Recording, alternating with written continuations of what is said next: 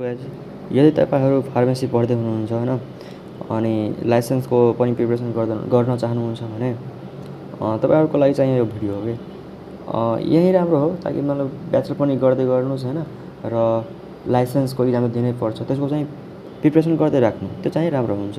त्यो चाहिँ यसको जस्ट ओभरअल भ्यू चाहिँ म दिन चाहन्छु कि मतलब यदि तपाईँको फार्मेसी डिग्री चाहिँ कम्प्लिट भइसकेको छ भने यदि तपाईँ लाइसेन्स इक्जाम दिन चाहनुहुन्छ त्यो इक्जाम प्रत्येक चाहिँ 3 वा 4 महिना पछि चाहिँ हुन्छ होइन। त्यसको लागि चाहिँ के हुन्छ भने 150 मार्कको क्वेसन आउँछ होइन।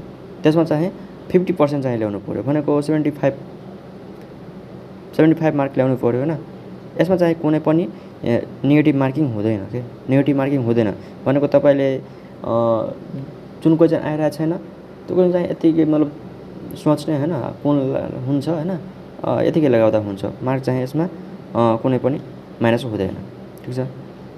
यहाँ हेर्नुहोस् तपाईँहरू चाहिँ pharmacognosy medicinal chemistry natural product यसमा 25 मार्क आउँछ होइन। यो चाहिँ पढ्नु सबभन्दा हेर्नु यहाँ सबभन्दा बढी चाहिँ फार्माकोलोजी हो कि फार्माकोलोजी र थेराप्युटिक्स मात्रै पढेर पनि चाहिँ 25 मार्क ल्याउन सक्नुहुन्छ।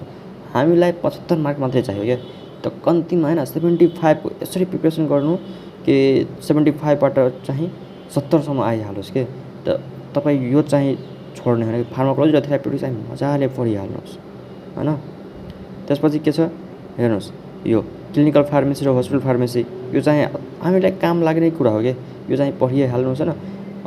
ल त पढ्नै पर्छ ल चाहिँ अलि डिफिकल्ट छ होइन गाह्रो छ त्यो ल हामीलाई चाहिन्छ भने यसरी तपाईँहरू चाहिँ चुज गरेर होइन मजाले चाहिँ पढ्नुहोस् अहिलेदेखि नै पढ्नु के यदि तपाईँहरू फर्स्ट इयर सेकेन्ड इयरमा हुनुहुन्छ भने होइन अहिलेदेखि नै मजाले पढ्नु अनि लाइसेन्स इक्जामको बेला जस्ट सरर चाहिँ हेर्दा भइहाल्छ कि नत्र फेरि चाहिँ तपाईँहरूको टाइम लस हुन्छ क्या किनभने क्वेसन चाहिँ अलिक गाह्रै नै हुन्छ। त्यही भएर सुरुदेखि नै पढ्दै गर्नुहोस् त्यो चाहिँ राम्रो हो। ल यति भन्दै अर्को भिडियोमा भेटौँला।